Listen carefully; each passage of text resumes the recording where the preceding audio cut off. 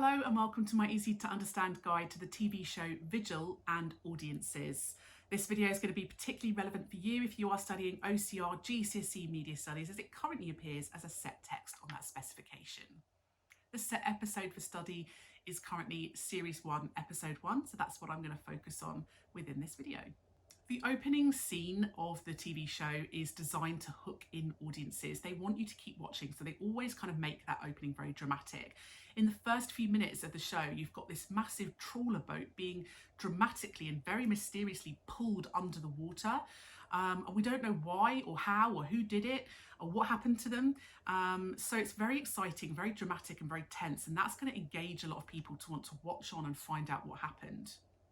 Obviously, the show is very entertaining, provides a lot of dramatic tension. You've got suspected suicide, which actually turns out to be a murder. You've got the investigation. It's very dramatic, so lots of entertainment-based content for an audience. But it might also be seen as quite informative and educational for an audience too. You know, it might help them to understand things like the British military, the Navy, submarines and the way things work on submarines. So maybe seen as quite informative and educational. There's lots of other enigmatic things as well throughout the episode. So for example, when she's on the helicopter, there's a flashback to her family life. It's not really explained and the audience are left intrigued. We want to know a little bit more about her and who she is. The title sequence itself is also quite engaging to a lot of audiences. There's lots of archive footage of political figures like Putin. There's lots of archive footage of other events. So like the war, different wars, militaries, global affairs, politics, etc. That might target an audience with an interest in politics and global affairs, maybe quite a cultured audience and quite an educated audience. And again, right at the end, we get this very enigmatic cliffhanger. Of course, crime dramas, they never want to wrap up the narrative in one episode. The idea is that the narrative is ongoing throughout the whole series. So we get the kind of dead officer's video direct to camera, looking straight at the audience. So very engaging as he says, "I've got things to tell you." And again, very, very mysterious. It makes us want to watch the rest of the series to find out what it is he's going to say.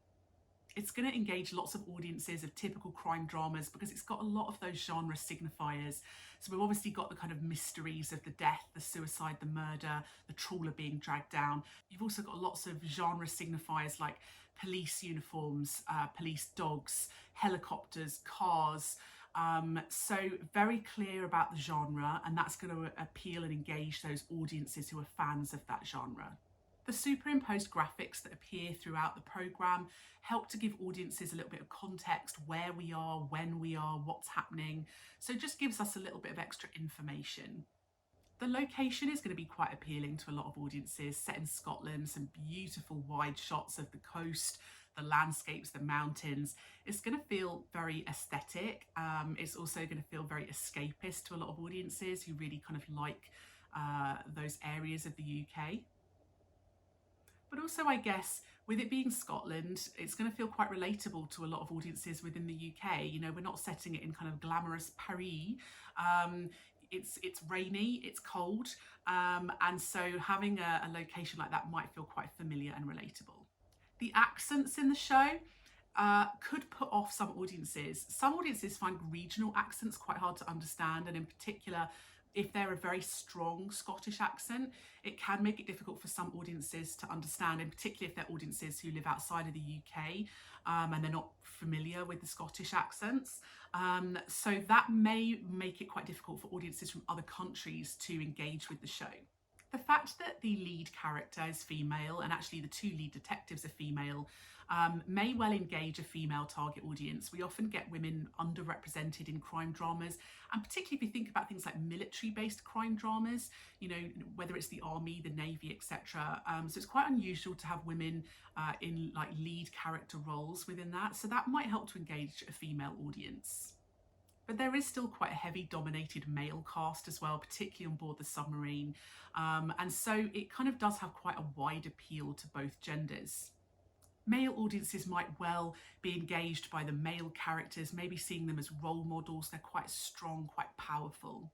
And the female audiences might well be engaged by the female characters. Again, strong role models, but also the fact that so many of the men are dismissive of the women. You see the lead detective being dismissed constantly, not believed, not trusted, talked down to. And a lot of women are going to understand that and be able to relate to that situation. There is quite a lot of diversity in terms of ethnicity. So you have Asian characters, black characters, you've obviously got the black captain, and that diversity in terms of ethnicity may well help to bring in a more ethnically diverse audience. Often, of course, ethnic minorities underrepresented in TV. And again, in particular, if we're talking about like British military crime dramas, we often have that kind of image in our head of kind of like white army soldiers, officers, etc. So having quite an ethnically diverse cast perhaps represents more the fact that we have a more diverse Britain, but also engages a more diverse audience.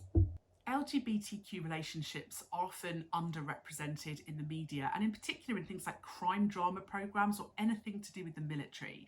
So the fact that there is this kind of lesbian relationship between the two lead female detectives that we see in some flashbacks may well be appealing to an LGBTQ plus audience who feel like they're getting some representation within the genre.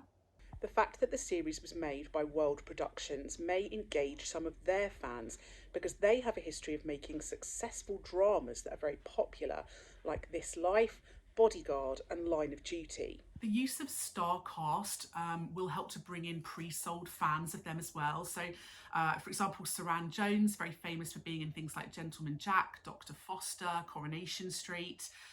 Rose Leslie had been in Game of Thrones and Downton Abbey and will bring in fans from those shows. Martin Compston had been in Line of Duty, as well as various other programmes as well. And Patterson Joseph, who plays the captain, had been in things like Peep Show, Survivors, Law and Order UK, Timeless, Relic. All British cast, so clearly targeting a British audience. But some of those actors will be familiar to people from other countries as well, because a lot of British TV shows, things like Line of Duty, Dr. Foster, they did have quite global audiences as well. Because the series was broadcast on BBC One, that will have helped it to target a very large mainstream audience. And this meant that it was highly successful with audiences. Some audiences will have been especially engaged when they found out how popular it was with other people and how many awards it had won. The fact that the series was distributed on BBC iPlayer as well as on other streaming sites like Peacock and ITVX will have helped to draw in a slightly younger, more modern audience and also a more global audience. So that was my easy to understand guide to Vigil and audiences. Don't forget to subscribe to my channel for other videos that might be relevant for you. And if you would like a video that I don't already have, leave a little comment below and I'll see what I can do.